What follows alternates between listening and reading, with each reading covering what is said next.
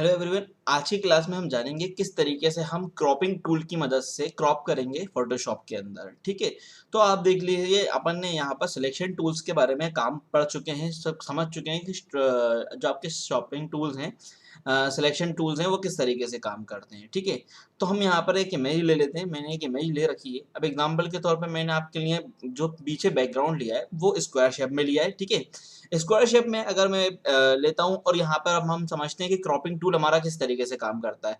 तो पहले तो आप ये देख लीजिए, क्रॉपिंग टूल में आपको 3 से 4 तरीके क्रॉपिंग टूल देखने को मिल जाते हैं। सबसे पहला और नॉर्मल क्रॉपिंग टूल पे जैसे आप क्लिक करोगे तो आपकी जितना भी पूरा ऑल ओवर एरिया होगा वो सिलेक्ट कर देगा। आप देख रहे होगे यहाँ पे कॉर्नर्स आपको देखने को मिल गए, बीच में जो एजेस मिल गए आपको, और यहाँ पर आपको कॉर्नर्स मिल गए। तो आप किसी भी कॉर्नर को पकड़ के अपने हिसाब से एक लिमिटेड एरिया सेलेक्ट कर सकते हो। जैसे एग्जांपल के तौर पे आपको इतना लिमिटेड एरिया सेलेक्ट करना है या आपको कितना भी लिमिट से एरिया सेलेक्ट करना है, आप वो कर सकते हो। ठीक है, यहाँ पर आप कम भी कर सकते हो। मान लो कि कोई इमेज आपकी जरूरत पड़ रही है, जैसे कि एग्जांपल के तौर पे यहाँ पर इमेज है हमारी इतनी, और हमको इतना ही रहना है, तो हमें चाहे तो यहाँ पर हम अपने ऑटोमेटिकली उतना सेलेक्ट करके इंटर मारेंगे तो हमारी एरिया उतना ही सिलेक्ट हो जाएगा। पर यहाँ पर डिपेंड क्या होता है, यहाँ पर जब डिपेंड आपको सही रहेगा।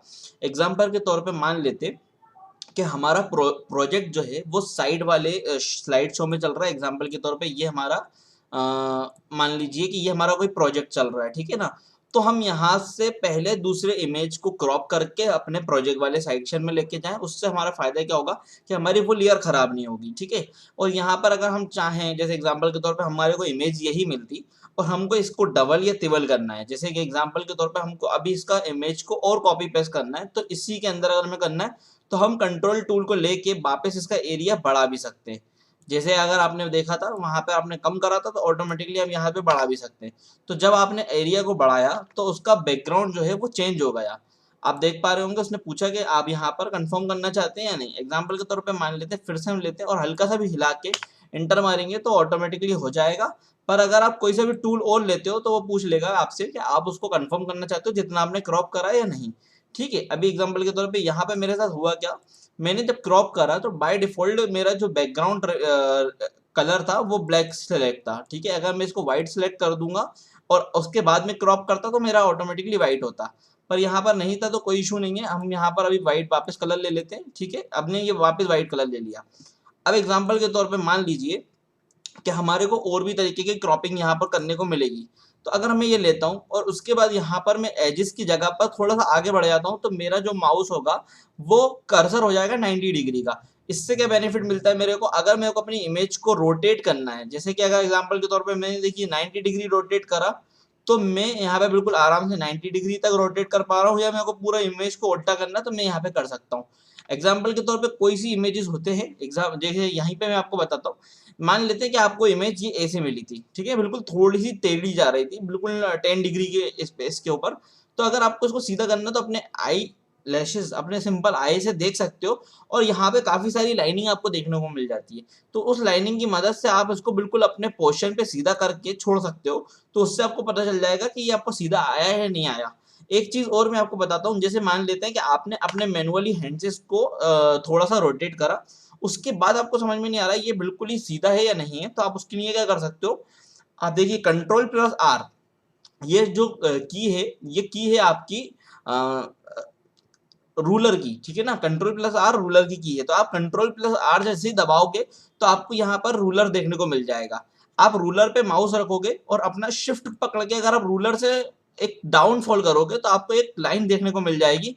ये हो जाती है हमारी मैनेजमेंट लाइन। ठीक है ना, तो आपकी मैनेजमेंट लाइन दोनों तरीके से चलती है, हॉरिजॉन्टल एंड वर्टिकल। अगर आप देखोगे तो मैंने वर्टिकल भी लेके आ सकता हूँ, हॉरिजॉन्टल भी ला सकते हो। उसको लाने का सिंपल तरीका है, अपना माउस रखो आप, ठीक है, रूलर के ऊपर शिफ्ट दबाओ और माउस को होल्ड करके राइट क्लिक क्लिक करके आपको नीचे लेके आना। लेफ्ट क्लिक नहीं लाना, सीधा राइट क्लिक करके आपको जितनी लाना चाहो आप उतने रूलर लेके आ सकते हो। ये आपको फ्यूचर में भी काफी काम आएगा। अभी आप इसको कंट्रोल जेड से हम वापस हटा देते हैं। ठीक है, अब ये हो गया हमारा एक तरीका का क्रॉपिंग टूल। अब हम मान लेते हैं हमारा कोई दूसरा क्रॉपिंग टूल देखने को मिल रहा है, तो ये दूसरा क्रॉपिंग टूल है हमारा पॉइंट क्रॉपिंग टूल। हमको बेसिकली करना क्या होगा, हम किसी भी प्रोडक्ट, जैसे कोई भी हमारा जो भी इमेज है, जो भी हमारा ऑब्जेक्ट है, हमको उसके पॉइंट्स को नोट करना है। जो भी हमारे पॉइंट्स होंगे, जितने भी हम चाहें उतने पॉइंट्स कर सकते हैं। एग्जांपल के तौर पे हमको मान लीजिए कि इसके पॉइंट्स कुछ इस तरीके से बन रहा है हमारे, तो हमने 3 पॉइंट्स लगाए चौथा पॉइंट हम जैसे ही लगाएंगे तो ये ऑटोमेटिकली कंप्लीट हो जाएगा, क्योंकि क्रॉप कभी भी 5 एंगल्स में नहीं आता, ठीक है ना। अब मान लेते हैं कि हमारे को यहाँ पे थोड़ी सी मिस्टेक आ रही है, तो हम उसको उठा के नीचे भी कर सकते हैं। तो ये बेसिकली क्या करता है, आप समझिए इसको। जब आपको कोई डायमीटर या कोई भी एरिया पता नहीं होता, आप लिमिटेड स्क्वायर को काटना चाहते हो, या वो किसी और भी शेप में हो सकता है। जैसे एग्जांपल के तौर पर मान लेते हैं कि वो ऐसे शेप में आएगा, सिर्फ थोड़ा सा ट्राइंगल टाइप का है, और उसके बाद भी अगर आपको काफी सारी चीजें उसमें देखने को मिल रही है तो आप उसको और बढ़ा सकते हो, जैसे जैसे भी आप उसमें चाहो, ठीक है ना।